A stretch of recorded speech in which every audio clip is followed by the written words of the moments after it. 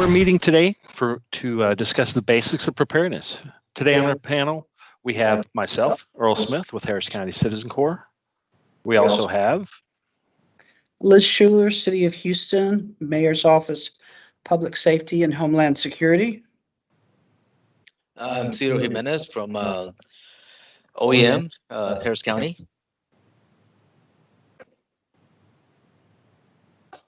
My name is Jenny Bonis. I am also Harris County Citizen Corps. I am a Cert coordinator as well.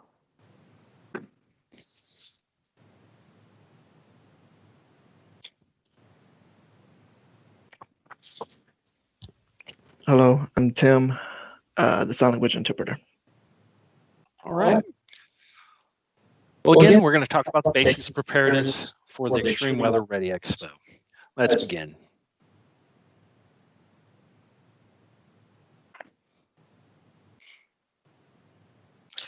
Yes, we are here discussing the subject of blue skies. What does it mean, blue skies? Well, all it is that during the blue skies is when the weather is calm, relaxing, that we need to prepare for the disaster inevitable. That's the time when we actually can think straight and put a kit together when we're in no stress whatsoever. And so we're able to practice, maybe have a plan and practice with the family.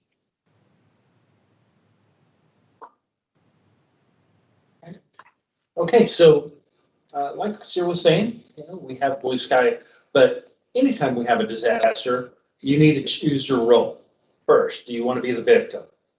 Do nothing, wait for help. Basically, you're becoming part of the problem, or you can choose to be that initial responder. Being ready, acting until help arrives. A lot of times during disaster, those first responders do get overwhelmed. And the best way for you to be ready to help yourself, your family, and your neighbors is through planning for a disaster, preparing for it, those physical items, getting training. And then when you see someone needs help, you respond to it. So again, have a plan. That preparation with a kit, practice a plan, execute a plan. The practice and execute. The execute is just like when you were an elementary age student and you did fire drills. Are you still doing that kind of stuff? All right, our community. A lot of information on the slide. The big things here, Harris County, Houston, the whole surrounding area, lots and lots of people, a lot of area. 54 fire, 125 law enforcement agencies. Again, like I said a few moments ago, during the disaster, they may get overwhelmed. Are you ready to be self-sufficient during a disaster? You can see all these other items here. 48 presidential declarations of disaster. One of the highest number of presidential declarations of disaster across the United States. What kind of disasters may we face? You name it. This is a nice little list there. It may not be all-inclusive, but most of these, it's not a matter of if, but when. Some of them we're very familiar with, and you can see hurricane up there in the top left. But our major threat for disaster in our area is flood. It doesn't have to be a season for flood. It can happen anytime.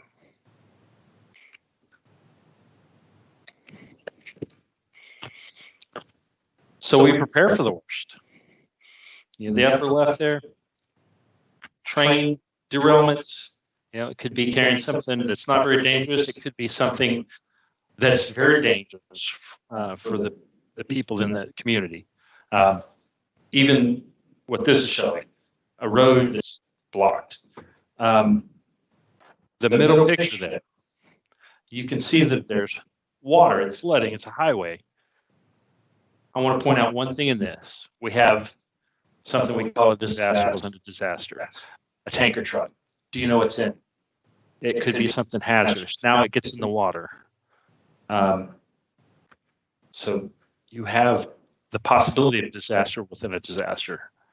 Upper right, that is a industrial accident near the ship channel. And of course, our San Jacinto Monument. We also face things like wildfire or urban fires, the recent freeze we had, thunderstorms that just could happen anytime throughout the year. Okay, so hurricane season. Here are our numbers for this hurricane season. And, you know, just like it says, predictions do not matter. It only takes one storm. We remember the storm that impacts us.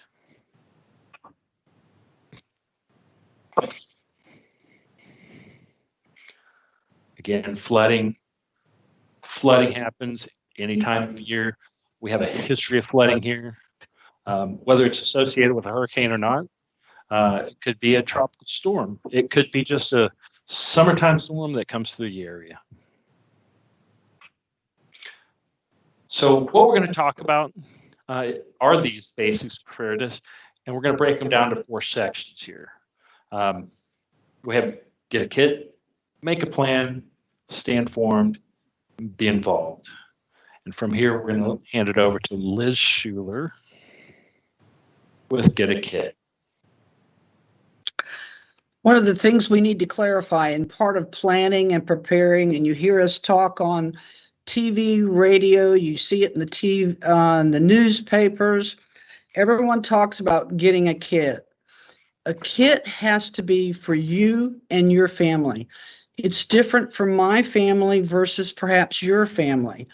I have seniors and seniors in my family. Your family may have young children or infants. You must design your kit for your family. So one of the first things we want to talk about is a go bag. A go bag means it's ready. I can put my hand on it if I need to go. That's a fast grab and go bag. In my family, we make sure we have our medications. We have a little medication box that has Monday, Tuesday, Wednesday. You've probably seen them in the pharmacy or someplace or at the grocery store. Well, each person has one so that they know when to take it and what to take each day. In addition to having those medications in those little boxes, we have a printed card for each person in the family. It tells me what medication is, how often they take it, and how much they take it. During the stress of a disastrous event, your mind may not be as sharp or can be overwhelmed with what's going on around you. So it's important that you maintain your medication on a routine basis. So each of those are in Ziploc bags in our go bags. Now, I have a bigger go bag. My family members each have a smaller go bag. So they have their medication, they have their important ID, important information. We use thumb drives in the cloud for a lot of our stuff. I make sure my pet has both food and his medications. We also, in today's world, take and have set aside to have some face masks and sanitation products. And snacks, a little snack for each person. And then, it doesn't have to be refrigerated. We also have a water, small amount of water, small amount of food. That's for our grab and go bag. Now, if I am going to evacuate prior to the storm, then I'll need to go to the next one. And that's our evac bag. And it's bigger. That means that we're going to take not only our grab and go bag, which that means we're ready at a second just to go those important things. We also add to that the material that we're planning and have collected for our home kit. So we start with any kind of water that we want to make sure from our home that we also take that water and food with us as we evacuate, our planned evacuation. We want to take our first aid kit, of course, our flashlight with batteries, any additional tools, and we want to keep up with the weather so that we also take our weather radios in addition to our phones and backup batteries. Am I seeing a question? Yes. So this is Jenny. I do have a question for you. For your evacuation bag, how much do you typically plan for that evacuation bag to pack? I know for a go bag, some people think that it's just a couple days, but for that evacuation bag, how much do you typically pack for that? On my grab and go bag, that's my emergency grab and go bag. And I want at least, that means something's disastrous has happened to my safe place and I need to get out now. And I take my 7 days worth of medication and small amounts of water and food for each individual. My bigger backpack, however, has more, so I can have a couple days worth of emergency rations in that bag.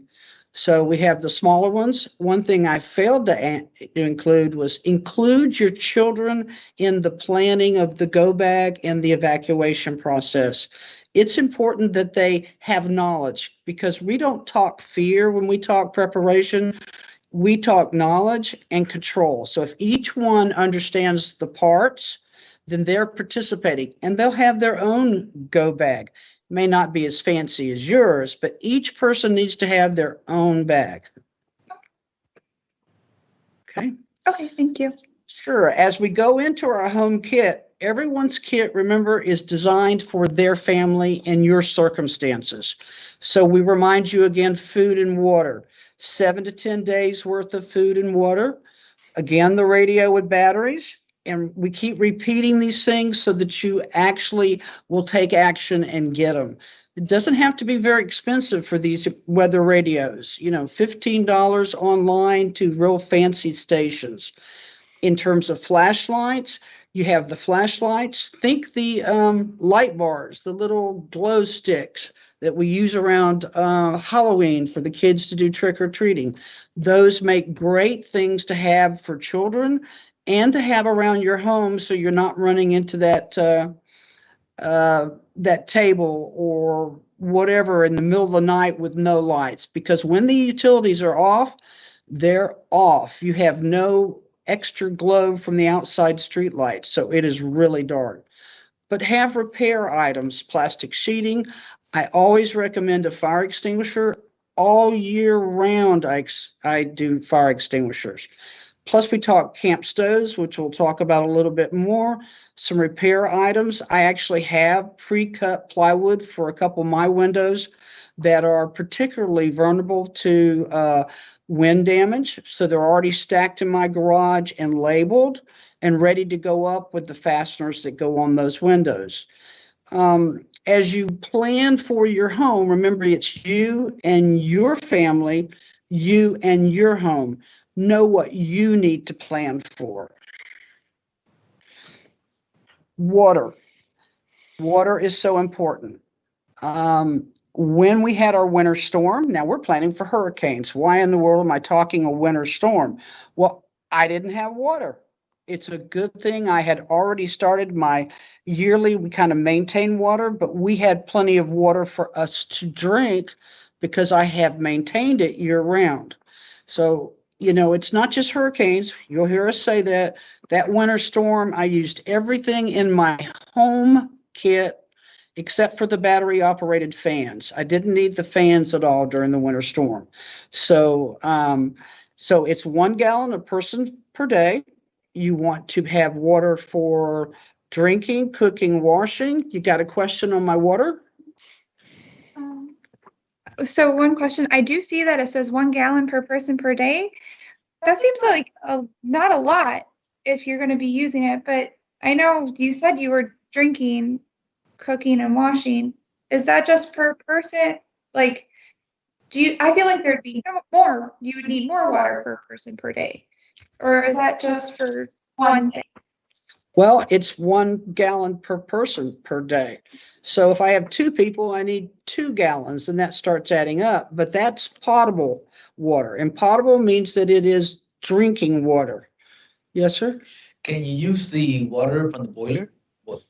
Pardon? Can you use the water from the boiler? From the hot water heater? Yes, uh-huh. Yeah, in the north would call it boilers, but most people down here think of hot water heaters. Hot water heaters, boilers. Sorry, that's my southern. But yeah, you can use the water. It is a backup source.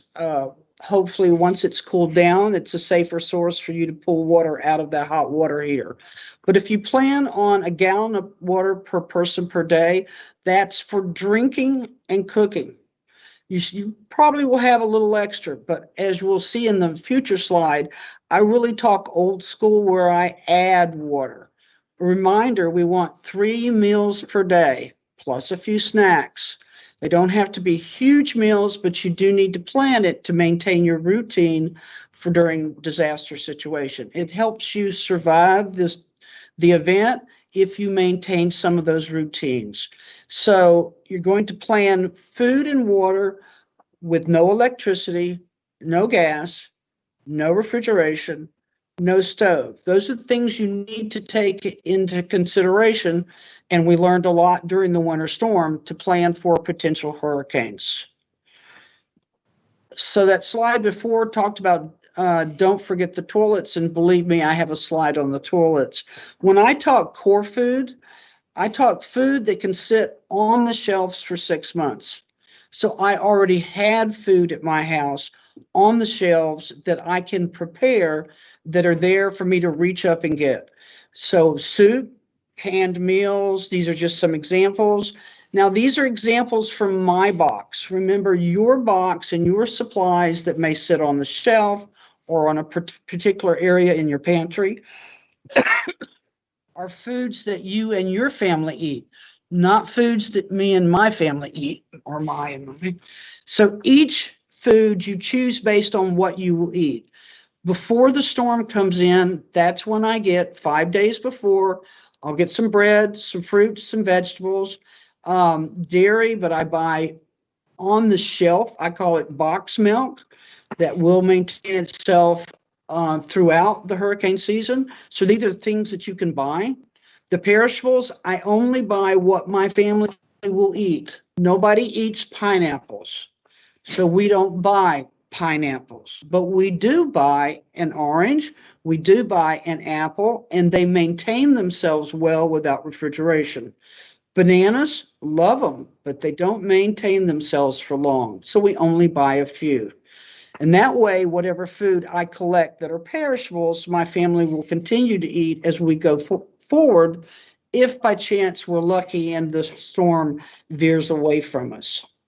So another examples, check the dates when you buy them.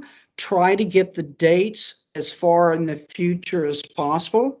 I take a black magic marker and mark the big dates on it so I know what the dates are, and I can start using these products in my daily cooking or processing to so that I replace them. So they're always good. I'm not throwing food away. You can buy emergency supplies, but buy materials or products that you will eat. So as it starts to age, you can prepare it and use it inside your own family meals. Things to think about for your family if you have these kind of situations: special equipment, wheelchairs, respirators, backup batteries. So often families with children who need this type of equipment, they're planning not only 1 battery set, they may be planning 2 and 3 and 4 battery sets and methods to recharge those batteries. So it takes a lot of planning. O2 supplies. Do you have equipment that has to have a battery to monitor that O2? Or how much do you have? How long will it last? You need to plan on these things in advance. This is not a guessing situation because this could indeed be life-threatening. Medications, must they be refrigerated? Your alternatives, again, written instructions, first aid equipment, always know your financial information. You may have it online. If you're without power, banks are without power. If you're without power, cash machines are without power. Grocery stores are without power. Anywhere you're going to use that debit card is without power. Try to be restocked on the front end and try to have some cash so that you have flexibility after the storm in waiting for electrical services to be provided. Now we go to old school, and old school is the old fashioned. But before the storm, one of the things I like to do to make sure I have that extra water for toilets and or potentially for cooking or washing dishes is I gather water. So I'll take regular waste trash cans, wash them out real good. Sometimes I'll put a plastic liner in them, and I fill the cans with water before the storm. I also take the old school, which was you took your water pitchers, your big cooking pots, fill those with water. Now, everything on the cooking pots and the pitchers, that was drinking water when I put them in the pots. So it's still drinking water in a day or two while it's there.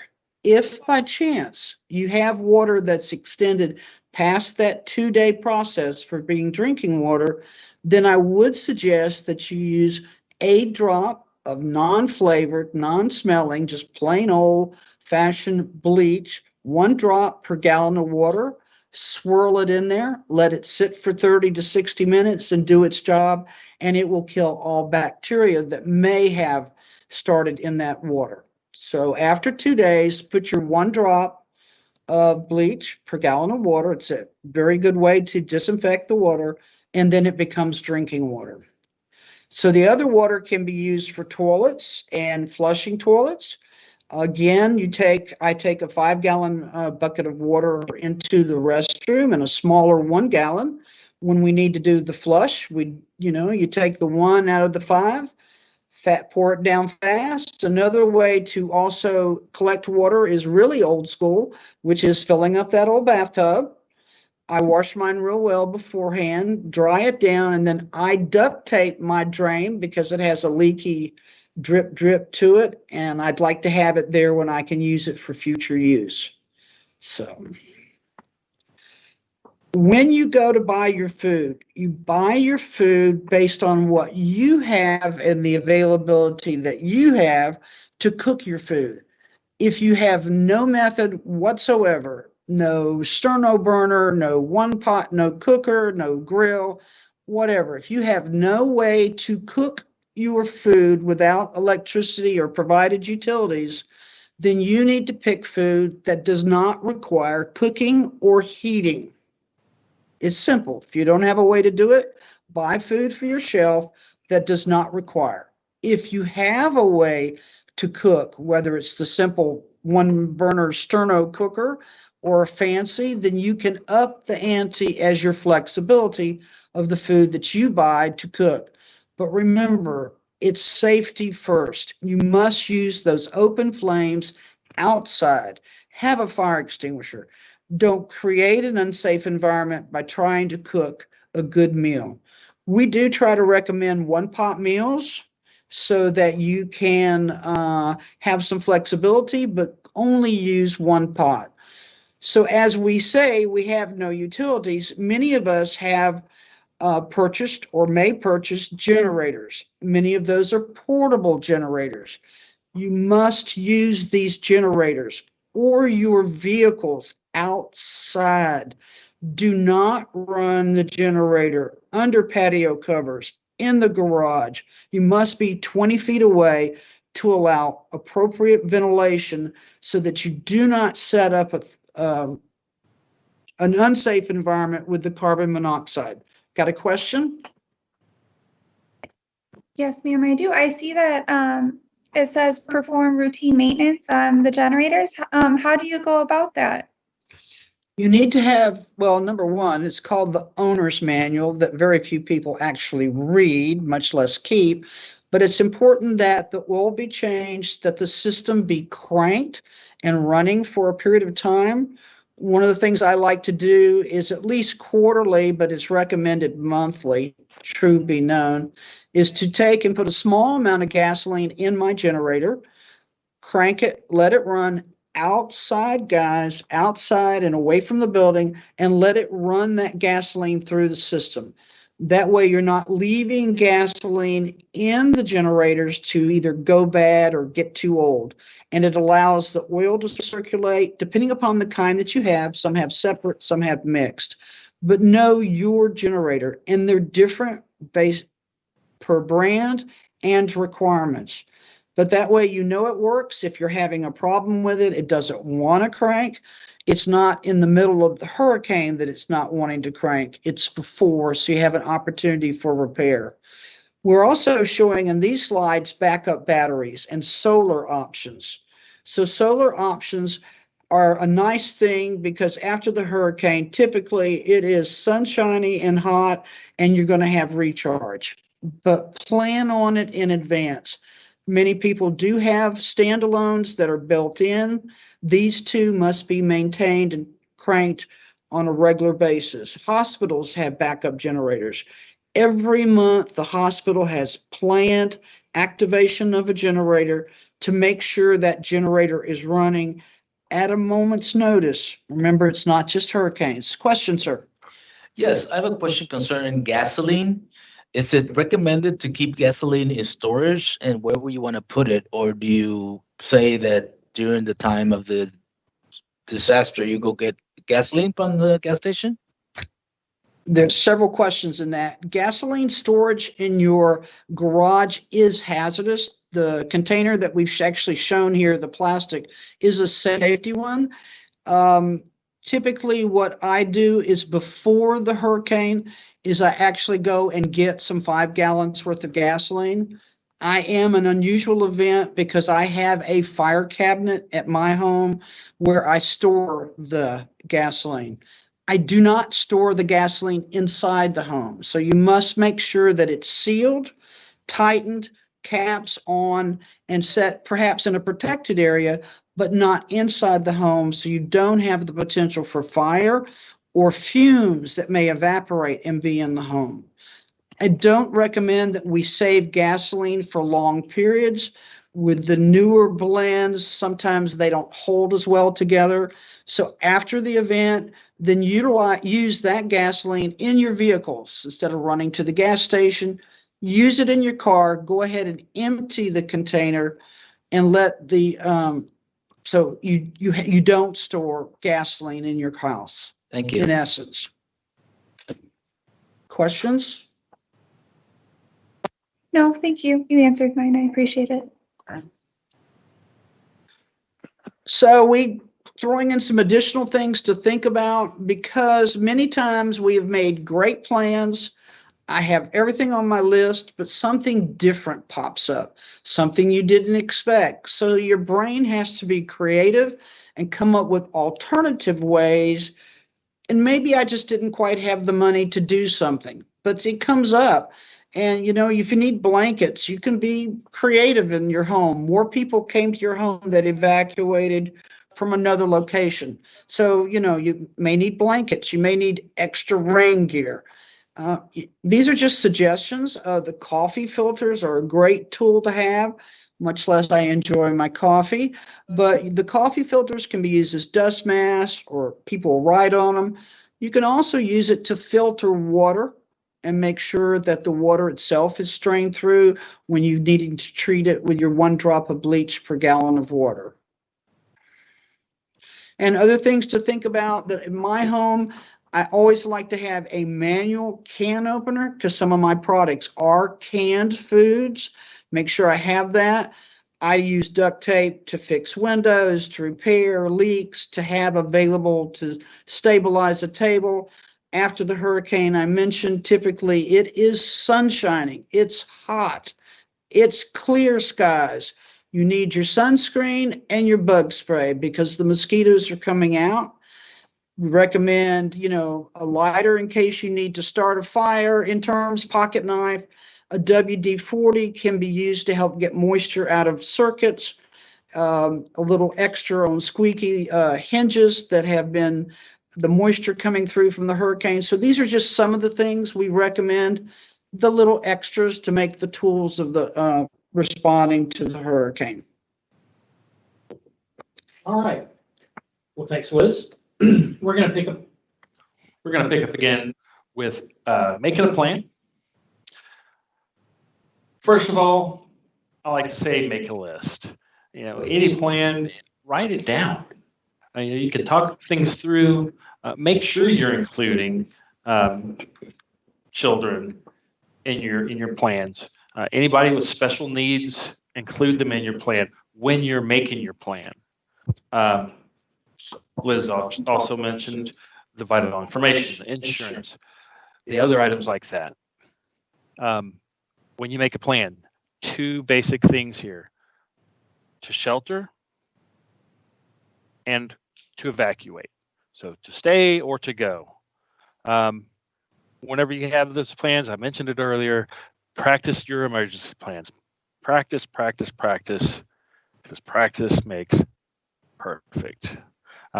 When you're practicing, if something doesn't work, change it. That's all you got to do. Some more things to consider when you're planning is, how am I going to keep in touch? Everybody has their cell phones now. Do you have power for your cell phone? What if you don't have power to your cell phone? Is there another way? Does somebody know how to reach out to you? Do you keep the information for reaching your out-of-town contacts or your local contacts? Do you have it written down somewhere? It looks like we have another question here. Go ahead, Jenny. Can you please tell me what is an out of town contact, or like describe that more for me? Because like, what if I don't have anyone out of town? Absolutely. Well, the idea of having an out of town contact is that if you're having a disaster in your local area, hopefully they wouldn't be experiencing the same kind of disaster. You have some place to go, or at least someone to contact. Now, we also experienced in the freeze earlier this year that was a statewide thing. So not just that you may know to contact them, having someone that can contact you and check on you is good as well. We also tell people that this out of town contact, sometimes it's not even out of town. If I live down on the coast near the Gulf of Mexico in a flood zone, and I usually have to evacuate, I probably have some place to go. I also probably want somebody to know I'm coming and who I'm bringing with me. So make sure they're included in your plan. That's part of the practice. We mentioned anyone with special needs, and your children. Make it part of your plan. When you evacuate, if you have somebody that is at higher risk of contracting illness, especially during our times now, are you able to take someone to a place that is safer for them? One of the other things we look at here, and I believe Liz mentioned it, is if you're going to evacuate, maybe you don't wait until you're told to evacuate, because you have medical devices that are going to require power, and you may usually lose power during those disasters. The last thing I have on this slide, do I have safe locations at home, work, school, and your neighborhood identified?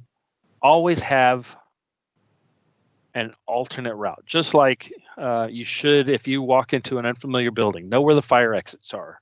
Well, this is kind of your fire exit for your community. If I can't get to my home because of some disaster, the street's blocked off, I can't go another way, is there someplace else I can go? What if my home, the area around my home floods? Do I know where I can go, or even my family knows to meet me? So, again, during a fire drill, we may practice to go next door neighbors, but a flood, and we've seen this. your children get stuck at school. They can't get home because they're not running buses, and you can't get to them. So know where you can go, know where your everyone in your household should go, and who to contact whenever you get there. Again, the stay or go. What do we do here? A common phrase we have is hide from the wind or run from the water. You can be in a hardened structure that's not going to be damaged by wind, but when the water comes, a flooded area or storm surge, it is going to take out a structure, a building. It can take away land masses. We saw that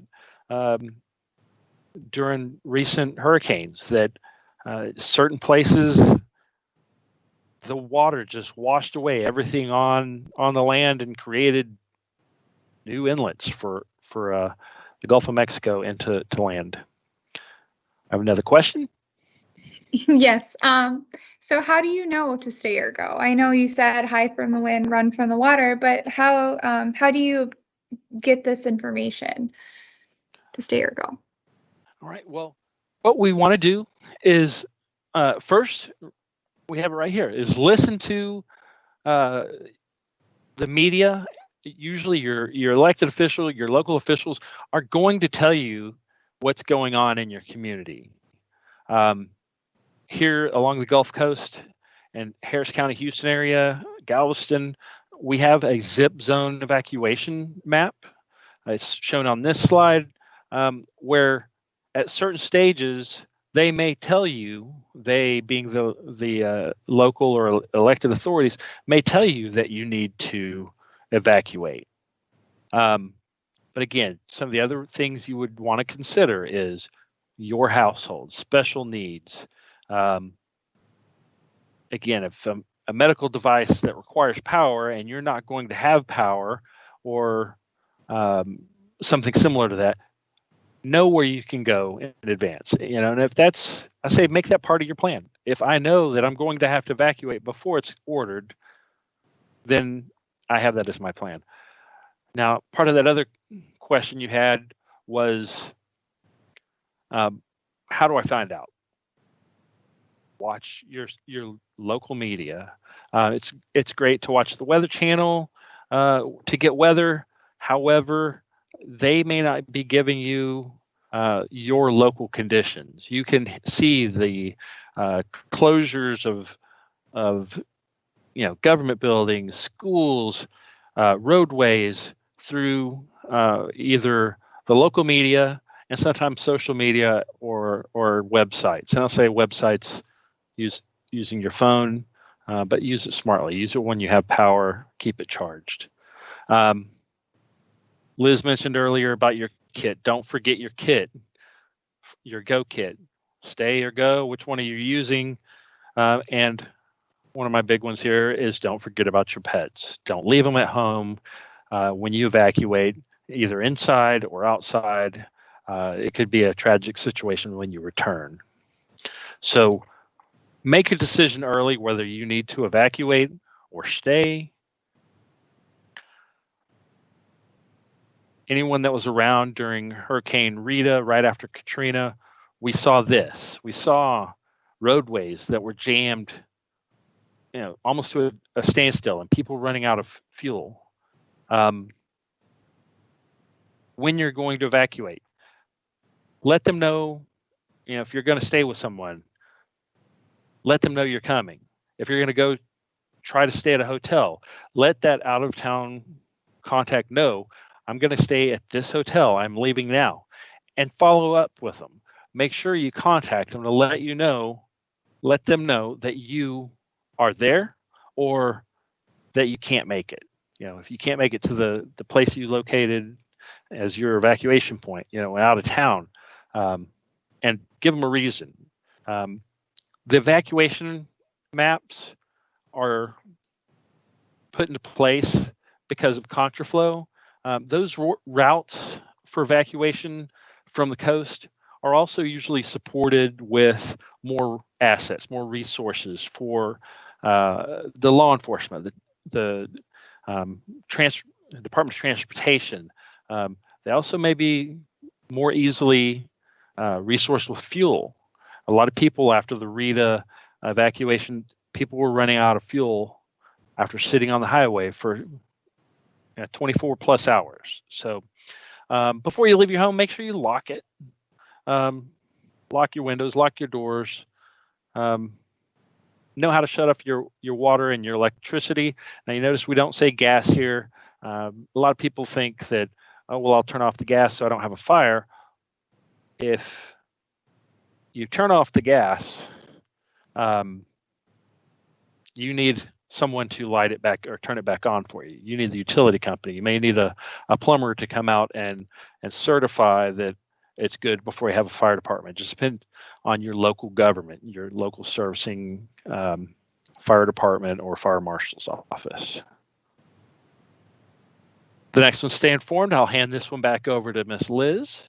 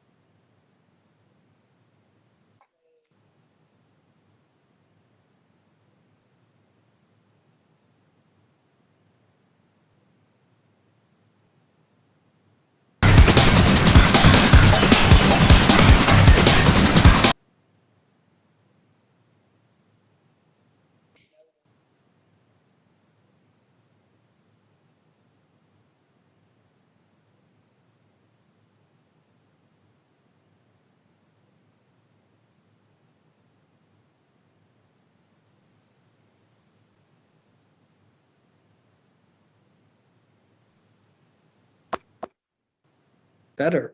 You need to set your alerts on your smartphones so that you are starting to get them either Facebook, Twitter, Instagram, whatever your alert system is. Harris County has alert program. City of Houston has alert programs. You know, as you move or travel, make sure you're also keeping alert.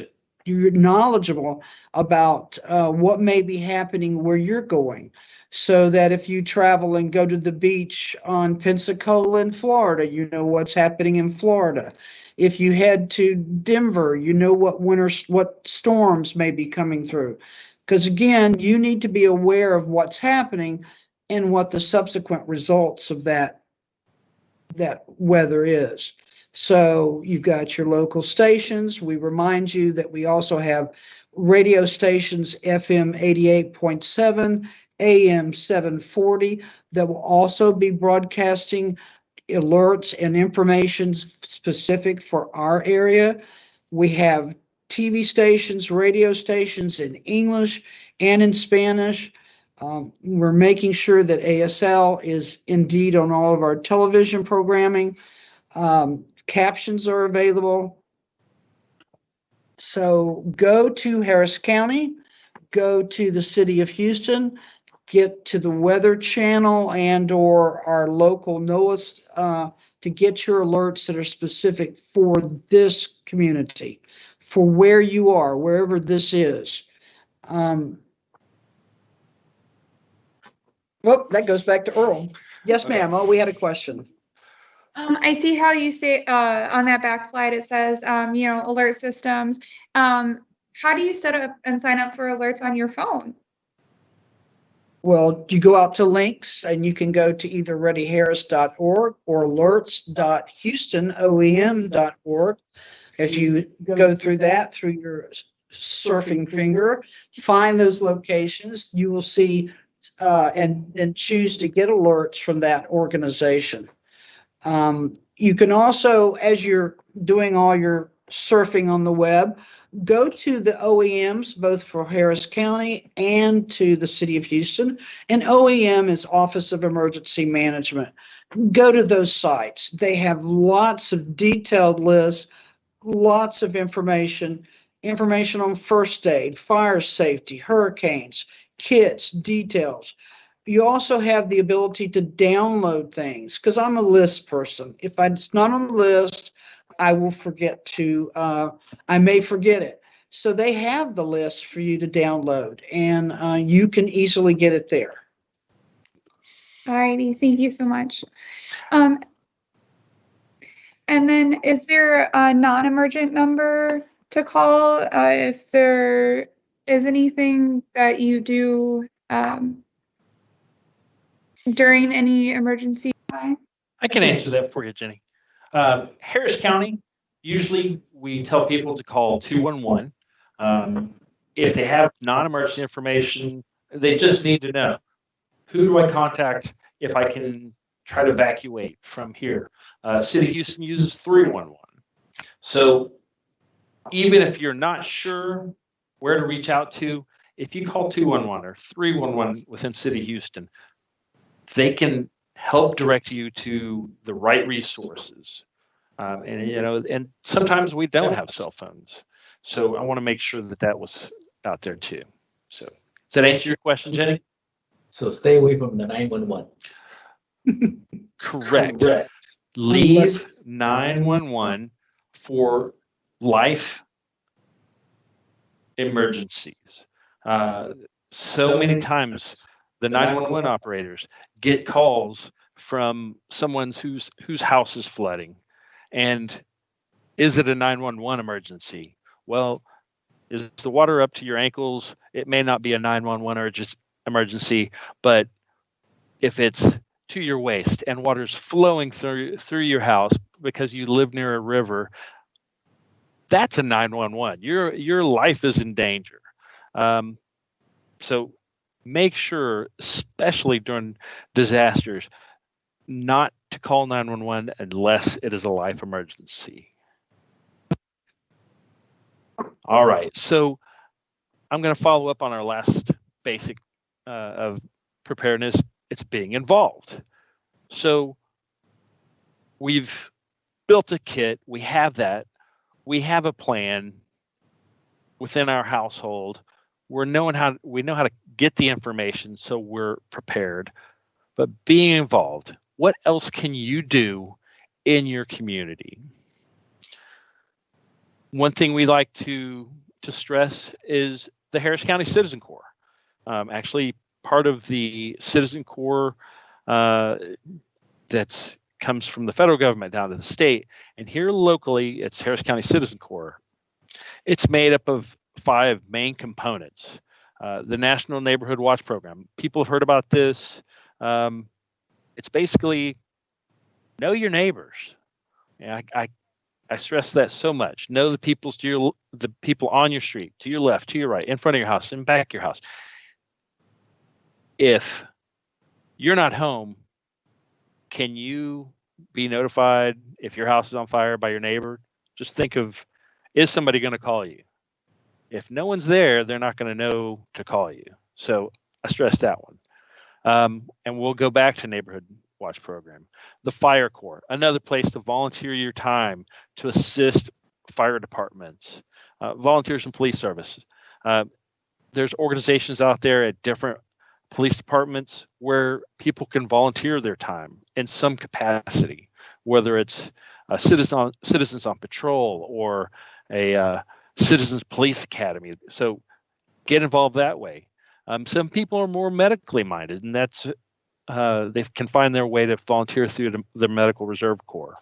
And the last one, the one closest and dearest to me, is the Community Emergency Response Team and Teen Cert. The training is the same for both organizations, but it's just that. It's people that are out in the community that can help themselves, their family, and their neighbors. So whenever I have the community, I'm thinking about my local community. It's not necessarily I'm going to pack up my truck and I'm going to go to San Antonio to help people that I've never met before. There's organizations you may do that, but here locally, how can you help? Teen Cert is another program. Again, the same training, but this is for high school students at their schools and how they can be involved in their emergency plans at their school. If something bad happens, are they able to assist until first responders can arrive? The CERT program, or Community Emergency Response Team, they receive training. They learn how to prepare for disasters, no matter what it may be, here in our local area. And number one, identifying what kind of disasters we may face here. They also learn out, do some hands-on stuff, putting out small fires, putting their hands on someone to do some basic medical rescue aid, saving lives. If you can prevent somebody from bleeding to death, that's the kind of information we want. Doing the most good for the most amount of people. Some of the other training, searching for victims after a disaster, sometimes whether it's a tornado or a hurricane where there's high winds and surf that blows people off the island of Galveston. And we saw this happen. Helping get out there in the community and look for those victims, whether they're presumed living or they've been missing for so long that you're just trying to help the family and recover them. Have another question, Jenny? Yeah. Does it matter like your age or your mobility or like your activity level? Is there can you join CERT no matter whatever? I see what you're asking. ability? The idea with CERT is that you can help. What you can do with CERT is based on your own personal abilities. I'm not going to ask someone as a volunteer, hey, can you help me pick this guy up and take him over here to an ambulance if you're not able to pick up, very much weight, or maybe you have other functional needs that need to be considered. We can still find some place for you to help within your community and be involved. So, knowing the people in your community is key, but sometimes it's the other things that you may be needed to do to help out in a disaster. And I'd like to add to what Earl is saying, if I may. The first focus of CERT is to teach you. We focus on you first, how you can help prepare for disasters and know how to respond so you can help prepare your family. So the first focus, no matter skill level, no matter age level, no matter physical abilities, is to help you be prepared. So if we started there and then how you may be able to respond in the future, we say, number one, you're most important so you can take care of your family, and then your community, and then your region. Awesome. Some of the other last few items that we do cover in the CERT training: disaster psychology awareness, terrorism awareness. A lot of it may be that you just need to be aware. Getting the information helps you be more prepared for when we may have a disaster. Again, the training conducted under the Harris County Citizen Corps, it's 24 hours of training. We do it for community groups, whether it's through a homeowners association, a church. We have some groups of CERT members throughout the county and the city that are independent groups. Then they request training for a way to recruit new members for their organization. The training itself, 3-hour sessions, usually one time a week for 8 weeks. Now, I say that, so that's 24 hours. We really like everyone there for the 24 hours. That 3-hour session, let's just use an example. A Monday evening from 6 to 9 for 8 weeks. If there's a holiday that's on that Monday, well, we may not do training that week and we'll just extend it another week. So we try to be flexible with the scheduling because we know that people have other things going on, and a holiday is one of those things. If you want to find out more information about the Harris County Citizen Corps and or the CERT training, the websites we have, harriscountycitizencorps.com, and the other one is Houston Cert, CERT.org. Okay, I told you I was going to mention National Neighborhood Watch Program. Here's your role if you see suspicious activity. The law enforcement officers are your best defense in doing law enforcement. Don't necessarily get involved other than if you see something, you say something. And I'll say suspicious activity, whether it's criminal activity, it possibly could be terrorist activity. If you see something that doesn't look right, call now. There's organizations out there or websites and other phone numbers, but if it's something that needs assistance or requires attention now, make the call. Do call 911 because there is a possibility it could be someone's life. You don't want to be the person that's on the news that says, well, I saw this guy and he wasn't doing something that looked right. It looked a little fishy. And now something bad happened. So see something, say something. That is being involved in your community, in your role in any type of suspicious activity.